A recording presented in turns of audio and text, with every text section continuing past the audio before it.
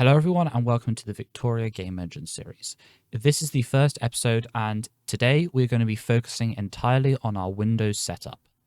So the reason that I'm splitting up both of them is because the way that we'll set things up on Linux will be different to how we set things up on Windows.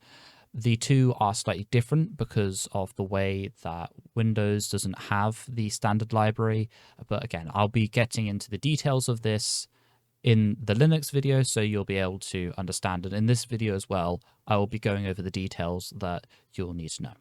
So in the previous episode, in the overview episode, we mentioned some prerequisites. Now, there is no way to actually check what version of OpenGL you have, but we're going to take the presumption that everyone is using, or at least has an availability to use OpenGL version 3.3 or later. In our videos, we will be expecting 4.6. However, if it becomes a problem that some people in the series can't support 4.6 functions, then we'll be deprecating down to 3.3, or at the very least having a way to use 3.3. With reference to the prerequisites, the first thing that you'll absolutely need before doing anything is you're going to need Clang. And I have the Clang webpage up here. And as you can see, if we go to the download section for Clang, and we go to the release page here, you'll open up to a GitHub project, and you just want to scroll down and find Clang plus LLVM PC Windows MSVC. And this will be your installer. It will install Clang in your system for you, depending on where you want to install it, of course, and I'll add it to the system path. You don't really have to customize anything there, but there is one important function that you absolutely must enable, and that is that the system path is specified for all users. If you didn't click that, however, it's not the end of the world. You just have to go to Windows, you press the Windows key, type env, and the environment variables should come up. You press enter, you go to environment variables, you go down to your path, which should be about here. You press edit, go down, you can create a new thing, and you just put in the path to your bin folder for LLVM. And that way you can use every executable, well, Clang specifically, and Clang++ to prove that those exist. If you want to double check, you can open up a command prompt. Simply typing in cmd will open that up, and you'll open up to this screen here. If you type Clang, and in our case we're using Clang++, so we'll just do this, and we type Clang++ -- version, we can see that we're running Clang version 18 for an x86-64 on a PC using MSVC, using thread model, a POSIX, and the installed directory. MSVC specifically means that we're going to be using Microsoft Visual Studio Community, and you can pick that up from Microsoft's page, which you can have here. You'll be taken to the Microsoft Visual Studio at Microsoft.com. All you need to do, actually, if I go back, is just download Visual Studio. If you want to follow more closely with this video as well, you can also pick up Visual Studio in Code, which is the IDE I will be using to give all the demonstrations in this video.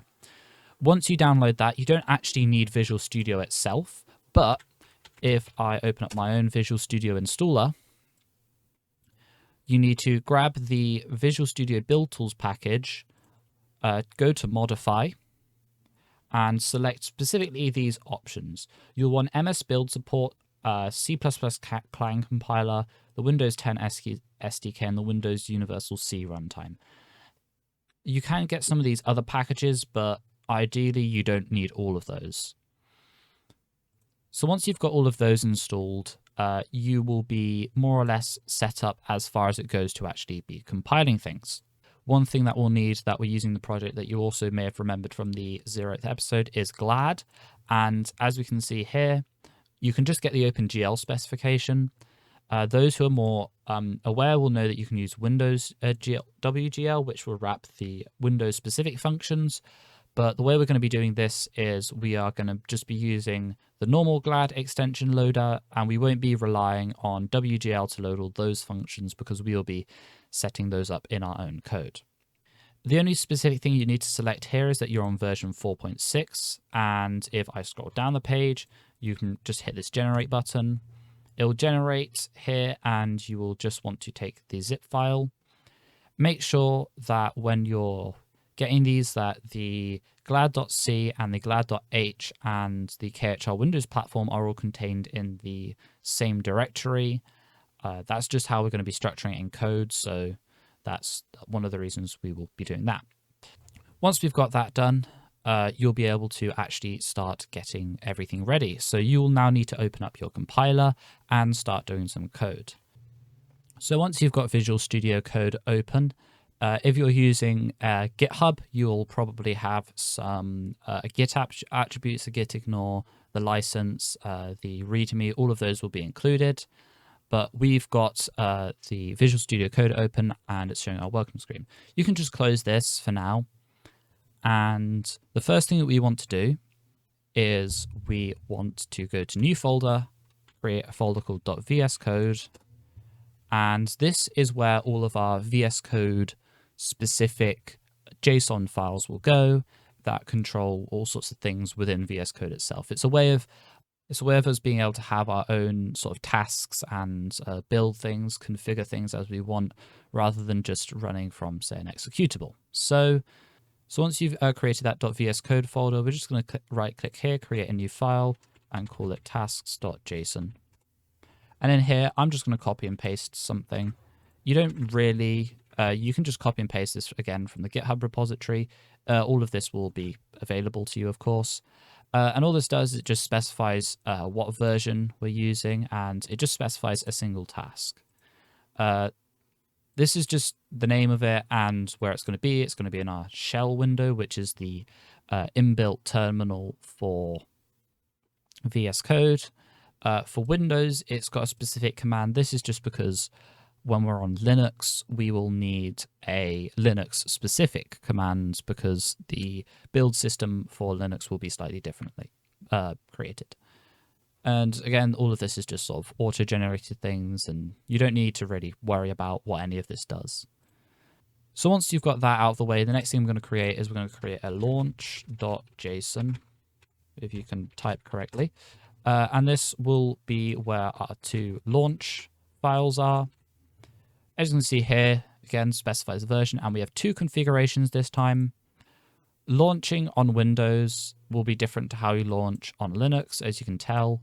Linux does not have the support for the .exe file extension, so we don't specify that here. In fact, our file will not use any file extension. It will just appear as Victoria with no .x86, 64 or whatever.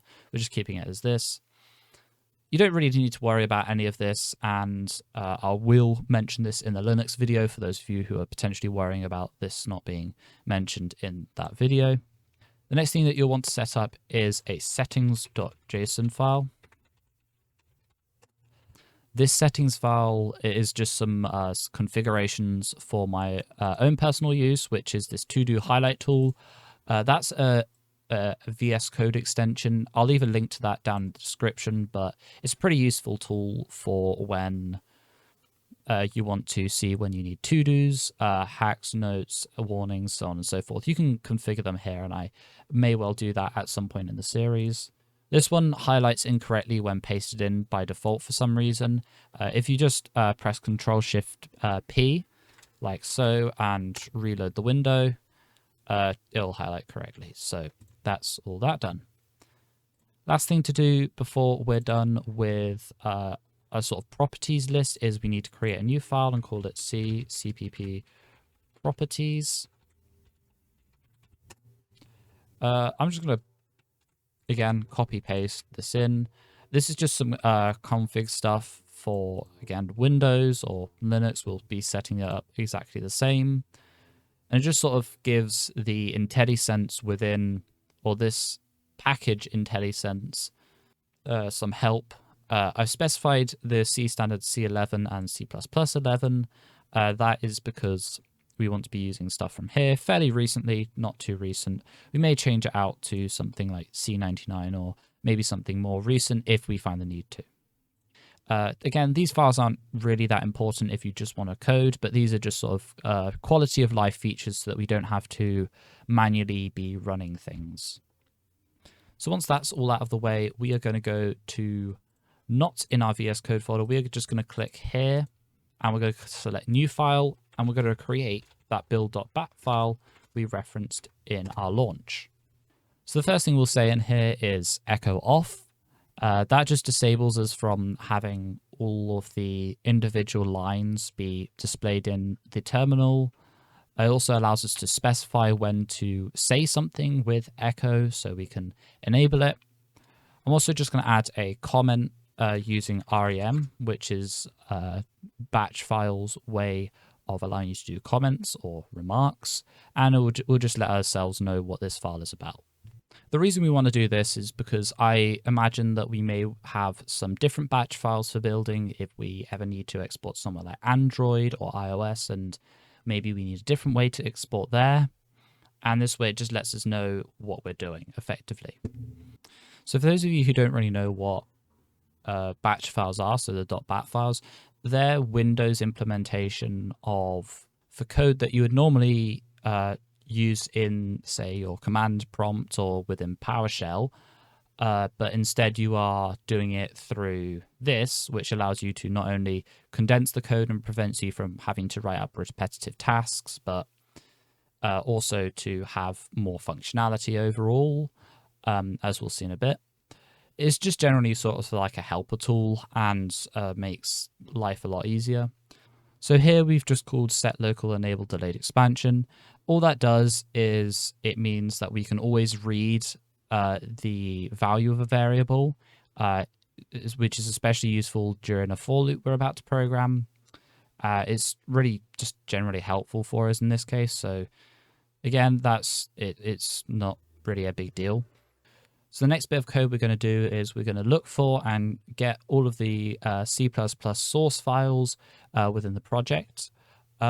This is generally defined within the project scope, which if we go back to our CPP properties, you'll see that our include path is basically everything within this folder. So what that means is I could create, say, a file directly next to the build.bat file, and that would still be noticed by the compiler. We could still use it. In here, we could just compile it, and it would be found anyway. And it can be used by the batch file as well. So our scope is a lot more broad than in other projects where you may have to look for everything under a source or an SRC sort of title, but we're going to be doing things a little bit differently, close to something like a Godot system, if you're familiar with that. So the next thing we're going to do is we're just going to call to set CPP files. This will just initialize the variable as empty and it won't contain anything. This is important because we're about to write to it. So the next thing we're going to do is we're going to do a for loop of for dash. So all this loop does here is it just recursively checks, that's the -r, for C++ source files, and it saves them to here %f, and we then set the CPP files to be the current list plus this variable. That's what this does, and that's why we need the set local enable delayed expansion. And now we're going to do this again for C files, and there is a reason behind it. I'll explain in a moment. So again, we want to get all of the C files. We initialize it as empty. We then get all of them recursively, and we just save them to the same list. The reason we do this as well as the C++ files is because if you noticed when you were downloading GLAD also exists or glad.c is a C file, and there's a chance that as we develop the engine further, we get more dependencies which are also C files. And because we're compiling in C++, we can't actually directly use C files, and we need to have a sort of workaround to make sure that they work as we'd intend. So now that we've set all these up, we need to set up some compiler-specific things. So the first thing that we need to set up is some compiler flags, as I'm about to do. Okay, so 3 compiler flags we have set here are -g.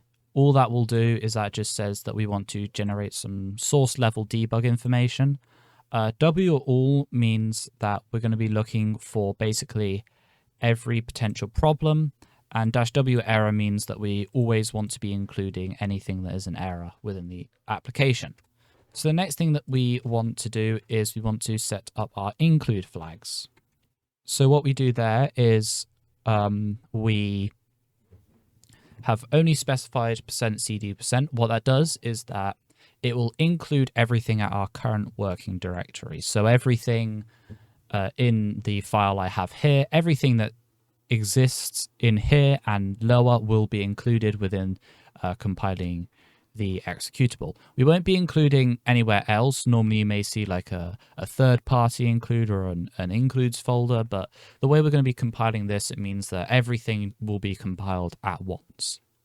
So the next thing we'll set up is linker flags. These will just link to the user32 DLL and the OpenGL32 DLL libraries, and also their static libraries as well. We'll need these for our functions later on, so it's useful to have these linked first. And the last thing we're going to do is we are going to set up our defines, and the only one we have currently defined is debug. What that means is that when we want to check for this definition, if the definition is included, we will be able to use it properly in our code. And if it's not included, then all of the code that we checked, if it's defined as, will not be compiled, it will not be exported. And this allows us to effectively differ between release mode and debug mode. And we'll talk about that in a little bit and how we'll implement that. So from here, there's not a lot else to do. All I'm going to call is I'm just going to call echo, and we're going to say we're going to build the building the executable. So now we've gotten to this point, we're actually past all of the actual setup. We can now do our compiling. So the thing we're going to call once we've written that we're building executable, this literally just allows us to know that we've gotten to this point and haven't messed up at any other part, which we don't really need because the way we've got it set up is there's no actual differentiation between whether we've set it up or whether we failed. In the long run, this doesn't really matter. So all we're going to call now is we're just going to call clang++, because we are compiling C++ code. We cannot use normal clang. We have to call clang++. And we're just going to call %cpp files %. This will give us a list of the absolute files of every single C++ source file we have. The next thing we need to do is we need to specify -x C++. And then we write C files here. The reason we do this is because clang++ does not natively support the compilation of C files. And in some cases, as I explained earlier with our GLAD, we need to compile our C files with C++ files. So the reason we do this -x C++ is it just allows us to use those C files as it would expect a C++ file. So the next thing we're going to do is we're then going to call compiler flags before anything. This just allows the compiler, before we specify our output, to know what specific flags it should be compiling under. Then we're going to call to -o. This bit here, so the -o bin/victoria.exe, that just specifies where we're outputting to. And because we've specified that we are exporting as an exe, it will then write an executable file we can then go and run. So the next thing to do is we specify our defines. We specify our include flags and our linker flags, when you can spell linker. Yeah. And yeah, that's pretty much everything within this file. You may see slightly differently that in the comment I wrote to set a CWD instead of using this. This will work exactly the same. I can show that in a moment. And this is just like a convenience method. So with all that said and done, we now have our project more or less set up to be ready to start compiling code. And now an easy way to test this is to simply go and grab wherever you had on your system, presumably within your downloads folder. you want to go and grab your glad files, the glad.c, glad.h, and the KHR platform native.h, and we are going to place them under a file third-party /glad, and I'm just going to go get my files and copy them under here. And the easiest way to test if everything up to this point has been working is to simply save, hold Control-Shift-B, and you should see that not only does this output, but also that we get a fatal error saying that it cannot open the file. This is, in hindsight, a problem on my part because I forgot to mention that you also need to actually create the bin folder. It may be worth at some point for slightly easier setup to create a command that checks if the directory exists before we create it, but for the sake of simplicity, I'll just create it manually. Now, if we try to build again, what we should see is that we get another fatal error saying that the entry point must be defined. While that looks pretty bad, that's actually good because it tells us that not only are there no errors, but also that our third-party libraries are compiling properly into the project as we would hope. Now with that also out of the way, we can now go and create a new folder, call it core, and we're going to create a new file called typedefs.h.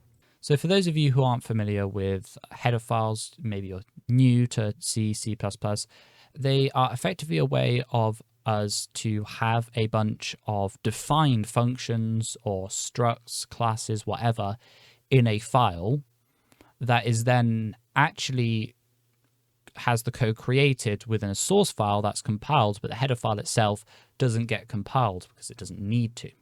The reason we could do this is mainly A, because it allows us to have a little bit more clean code, especially when it comes to things like classes. We're no longer writing the definition for a function next to the class itself, but we define the function itself elsewhere. We can also use it when we want to maybe have multiple files that use the exact same functions from a header file, but do things differently. Say we're separating out the Windows and Linux platform layer. Although in C++, because we have classes, we can do that through some good old inheritance and polymorphism, which I'll talk about when we actually start doing that. So the reason we're doing all of the code we're about to do in a header file is because we don't actually need it to be compiled, but we do need to make sure that it's still included in one way. The next thing we're going to be doing, or the first thing we're going to do in this file actually, is we will be setting up the single time include. So what that means is that when we actually reference this in the source file, we only ever need to reference all of the code in here once, because otherwise it will just get compiled into the file anyway. And all of the functions will still be available to the rest of the files in the executable. So what we want to do is we basically want to set up some way for a file to only be included once, or not necessarily to be included once, but only to have all of its code referenced once, and then when it's not being referenced, it's ignored. So the way we do that is we type hash if ndef. So if it's not defined and we type typedefs.h, we're then going to define it as define, and then we end the if. So what this does is it says if typedefs.h isn't defined, we're going to define it, and we end the if, which means that if, say, there's two C++ source files that reference typedefs.h, they will see that it's already referenced and therefore ignore all the code, but they'll still be able to use the symbols because it will be referenced elsewhere in the application. This is quite similar to pragma once, if you're used to maybe C. This way, I think, is a little bit easier to understand what's going on. So macros are really useful in C and C++ because they allow us to effectively shorten certain things to do some actions that we can define elsewhere in code. For example, if we ever want to create a function that shadows another function, or we want to have a shorter definition for something or change the definition of something, we can do that as well. But there are other ways of doing that, which I'm about to show you, which is the typedef keyword. So if we type typedef unsigned car, and call it a uint 8, for example, this means that it's going to look to type define, which is what this means. So we're not changing the type, but we're creating a type definition of this saved to this value. And this is really useful for when you maybe want to create a variable but have a different name, or for want of a better word, to create a variable type such as unsigned car that is a lot shorter to type. So in this case, I'm actually going to change this to just a uint8, and for every type of this I do, I'm just going to do an at brief and just say it's an unsigned 8-bit integer. This is another useful thing in VS Code, which is where you can use keywords like this that you'll see referenced a lot more a little bit later to say what a function is and what it does. So I'm just going to be using this, and I'm going to create for 3 more of these.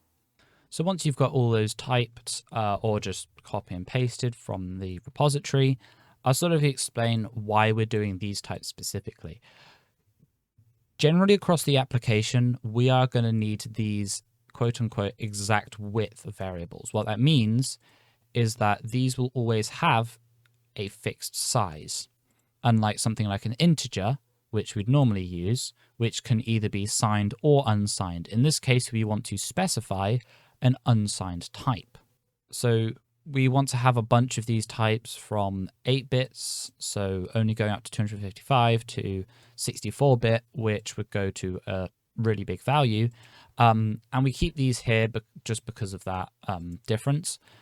And the next thing that we need to do is we need to assert that these values are actually the size we would expect in case, for whatever reason, they are not that size. So it used to be that in C, you do a static assert, and you need to make sure that you're compiling through GNU-C or Clang. But in this case, we can just use the C++ keyword because it's a thing now. And we will just make sure that the size of, say, our uint8 is equivalent to 1. Because we always expect our 8-bit integer, or our 8-bit integer to be 1 byte big. And if that isn't the case, we'll just say that we expected the 8-bit integer to be 1 byte, because 8 bits, 1 byte. I'm just going to do this really quickly again for the static assertions for the 16, 32, and 64-bit types. This is a pretty repetitive process, so you probably just want to copy and paste this if you really don't care about making sure everything's done by hand. So with those types, that's pretty much this sort of part of it done.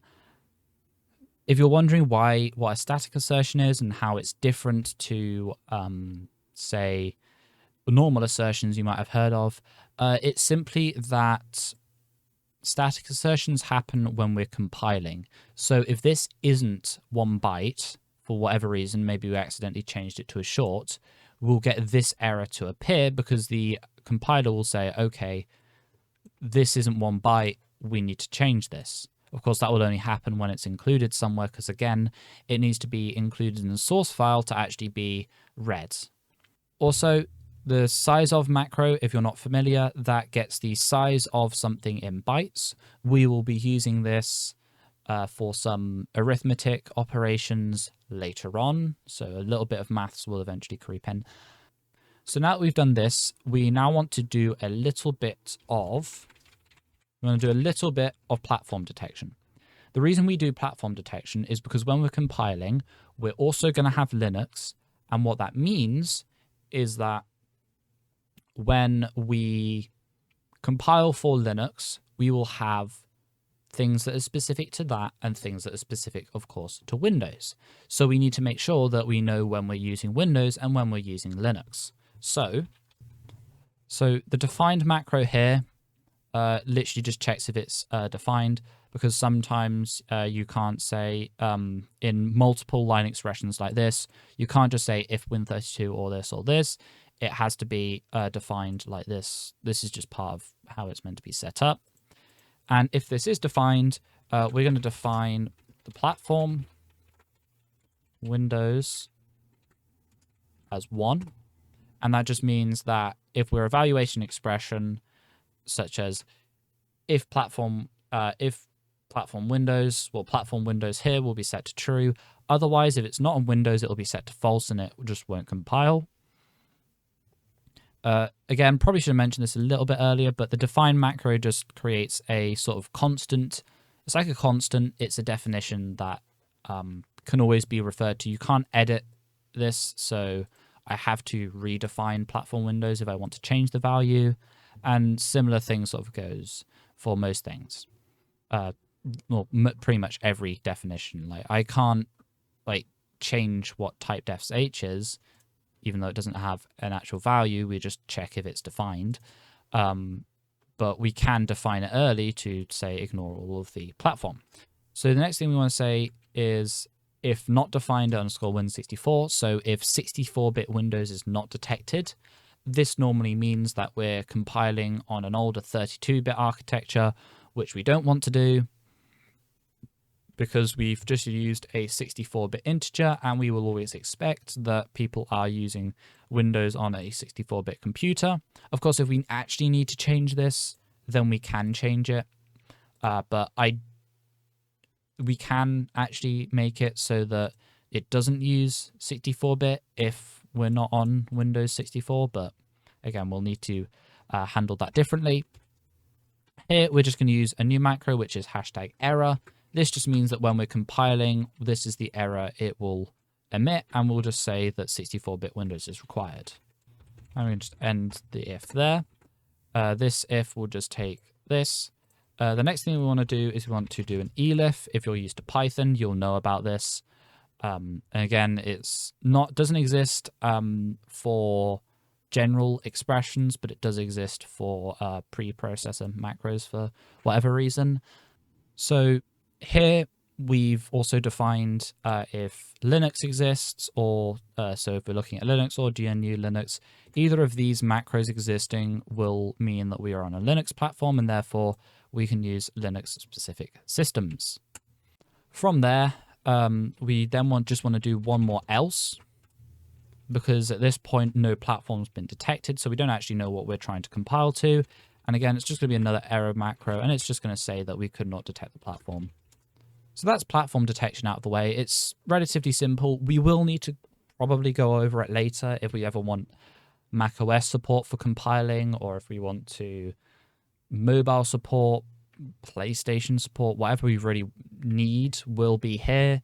And if it does end up being pretty extensive, we may end up moving this to a platform detection file. But for now, it's just going to reside here, because this is sort of the typedefs is all of our common definitions that we will ever need. So the next thing we need to do is we need to do some defines for inline variables. Inline variables are our way of being able to actually write functions and their given types in header files. This is pretty useful if we ever want a header only function. Say we are wanting to create say like a vector type, as we will be doing, and we need to have everything in one sort of file rather than having it compiled, then we can just use inline. Now, it would be nice to have inline disabled so that we can debug it, but in our case, it's only really going to be used in a point where we don't have inline set up. So I'm just going to sort of quickly write these out. They're not really, you don't really need to these aren't really worth explaining all that much until we actually get to them. So if we have the Microsoft Visual Studio compiler thingy-mabob installed, it exists, so we can define these. Otherwise, we just define force inline as static inline, and no inline is just not defined. So for Linux, these won't exist. So the last thing we want to set up in terms of detection and so forth is whether we're using debug or not. We could simply just use if debug is defined, but we do want to set up our own versions that are a little easier to read in code. So what that means is we're going to check if defined debug, which in our case we did in our .VSCode C++ properties. Debug is set, as well as some Unicode stuff. We'll get to that later. And since debug is enabled, we can define a macro that just says, so with this said, it's fairly straightforward. All we do is we check if debug is defined, and if so, then we're on a debug build. Otherwise, if it's not defined, then we're in a release build, and we will use certain code. The reason I've done it this way rather than just having a debug check is because sometimes we will be running a release build and we want code that is specific to a release build. But if we're doing code that may be a lot slower for debug builds, say we need to print something to the console every now and then that we wouldn't normally want to print, say input, we will then hold that here so that the debug is disabled effectively. So with all that done, that's sort of our lining up of functions and making sure that everything that we want to compile is doing it properly. We're now going to just create a couple of helper functions. The first one I'm going to define. So the first thing we're going to define is this str function. And all it does is it takes a value and turns it into a string literal. And what that means is that when we're using something as a variable, say a number, and we don't want to have to typecast it or use a formatting, we can literally pass it as a string literal and it will exist as, you know, as you'd expect a normal const char to exist. All good. For those of you who don't know, const char is basically our way of writing strings in C++, and I will get to it later on. The next thing we want to define is a clamp function. So when you want to clamp a value, this effectively means that we specify a given range, and if the value is greater than or less than that range, then it will either clamp to the maximum value or the lowest value. So here we're going to be using the ternary operator, which is a bit of black magic in C and C++, which is effectively our way of being able to do sort of evaluating expressions using if without actually writing a function. So the first sort of value we're going to consider is if the value is less than or equal to the minimum. And if that's true, this is the question mark. So this is sort of like, if this case is true, then we're going to return the min. Else, we're going to have another type here. And this is if the value is greater than or equal to the max. And if this is true, we need to return the max. Otherwise, we just return, not volatile, we return the value. So one thing to note about macros is that this is effectively the shorthand of it. And what it does is it actually replaces this as what exists. So if I, as it does here, specifies these three values, it will evaluate the expression and just give this value. So rather than doing a return type, which you might normally expect, it will literally say, okay, this expression is true. We're just going to set this to what the min was. This was, none of these checks failed. We're just going to give it the value. And that's sort of what these functions do, more or less. So once that's all done, we are actually pretty much finished with this file. We may come back to it in the future in later episodes to add more helper functions or maybe to move things around. It's likely, I'm thinking, that this platform detection goes and maybe the debug stuff goes, but again, that will completely depend on how we end up evolving the project and how it winds up being in the end. So we can now write a little bit of a test to make sure that everything up to this point has been working. The way we're going to do this is I'm just going to specify a main folder. And in main, we're going to have our main.c++. This is going to be where we run all of our main code, but it won't always be the entry point. This is going to contain all of the main code that we will run when we need to set up, when we need to shut down. It'll have a bunch of calls that we need to make, and I'll probably end up spending far too much time making diagrams to explain all of that code. But in essence, this is where we're going to be for now with our main loop. So All we need to do for that is we just need to specify int main void. We pass void here just to let the compiler know that we don't expect any arguments to be passed when running. We will actually add arguments to our running because we will expect that when the user runs it normally, as they would double click on executable, they will normally expect the application to run as regularly. But if you want to specify it on a command line, if we want to export something, then we need to make sure that we can handle that exporting. But again, that's completely out of the scope of what we're doing today. Here, for now, all I'm just going to put is that we return 0.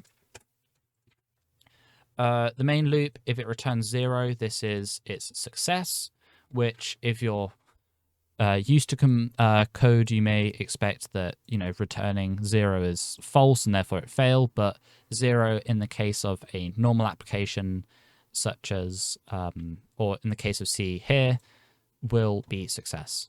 So the next thing we want to do is we want to create a couple test folders. So we're going to create test.h.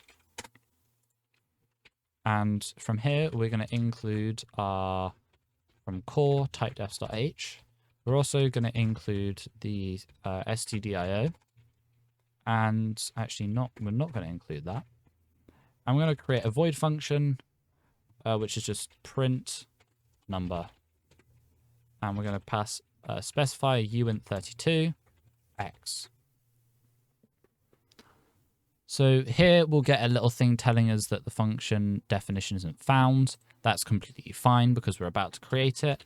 And just to prove that C and C++ can compile normally alongside each other, I'm actually going to create this as a C file.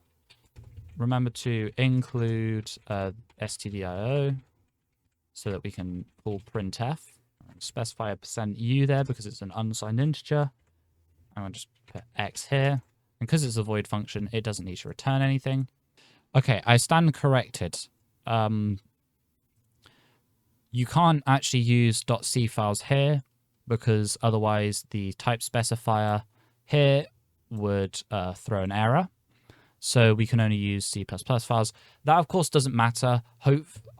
Heaven forbid that a third-party include, which is the entire reason we've set that up, would actually contain our code effectively. So we shouldn't really have any conflict with that with third-party libraries unless, of course, things do go badly. So with this setup, all we're going to do is we're going to go to our main function. We're going to include, with our preprocessor command, to include test.h. And we're just going to call print number, and we're going to give the number 6. Any number should work. We can give 256, we can give like a billion, whatever. It should all work. So now we just press Control-Shift-B again to build. You can see that it takes a few seconds, and this comes up to let us know that the terminal will be reused. That just means it works, so we can press Enter. And now if you press F5 to run, we should see that the number is 6, and that's what's outputted to our console. So we can just exit the terminal there, and with all that said and done, we are now pretty much complete with our work here. So thank you very, very much for watching. I hope you enjoyed. And in the next episode, we will be taking on the task of doing the exact same setup, but on Linux. So if you've been watching all the way through and sort of copying the code, but you can't run it yet, fear not. In the next episode, we will just be setting up our Linux build system, and it will be relatively simple. And it will be relatively simple compared to this video because some of this code that we've written here will just be reused again. So sort of that's how it's going to run out. So anyway, again, thank you very much for watching, and I'll see you in the next episode. Goodbye.